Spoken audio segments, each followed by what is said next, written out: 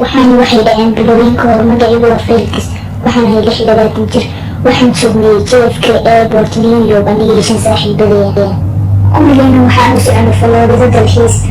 waxaana noogu harsanay daqiiqado airport markii diyaaradeena ka celiyeen waxaan u baahnay inaan suuli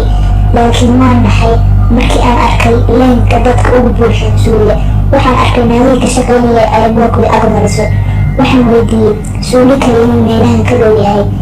intee qosashay waxay igu tiri cidna umaan sheegi jirin laakiin wakaas intay gacan igu fiirday albaab meel fog ku yaalay anigana waan u hagaceliyey sababtoo naag fiican ayay ahayd albaabka dhankiisana waan u qaaday markii aan furay waxaan arkay jaranjar yar oo hoos u deganayso iyo meel barandad buuban oo lasii dhex marayo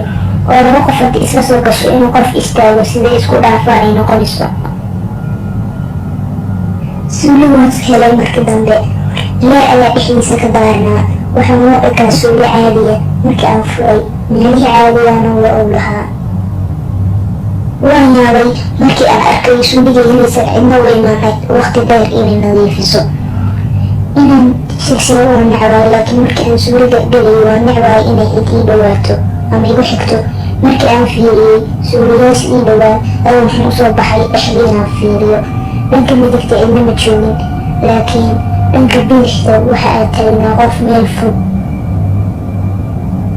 waxa uu taagnaa meel mugdiya anigana waxaan samayn kara mara inaan madaxeeda meesha inta ku ifto oo aan albaabka soo xiro waxaan rabay inuusan i arkin waxaan galay musqusheedii albaabka baan soo xirtay farhayaan afkalagay anigoo cabsanaya albaabka inuu furo ka baqayo laakiin sidii aan ka baqayo waa u furmay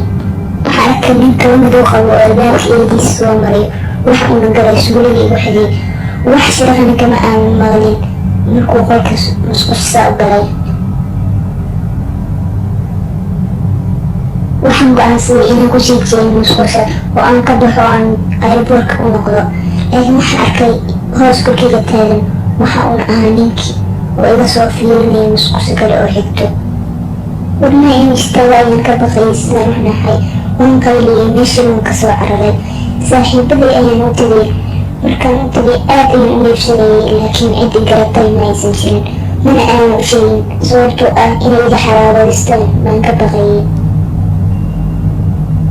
laakiin doqonnimo ay ahayd inaan ka qariyo dalxiiskayna waa uu noo sii socda Floridan waan u duulnay laakiin ninkii iyo wixii igu dhacay asbuucaas dhanna aanan ilaabin oo maskaxdayda ay kusoo noqnoqon jireen waad ku mahadsantahay daawashadaada haddii aad ka heshay like saar channelkan subscribe saar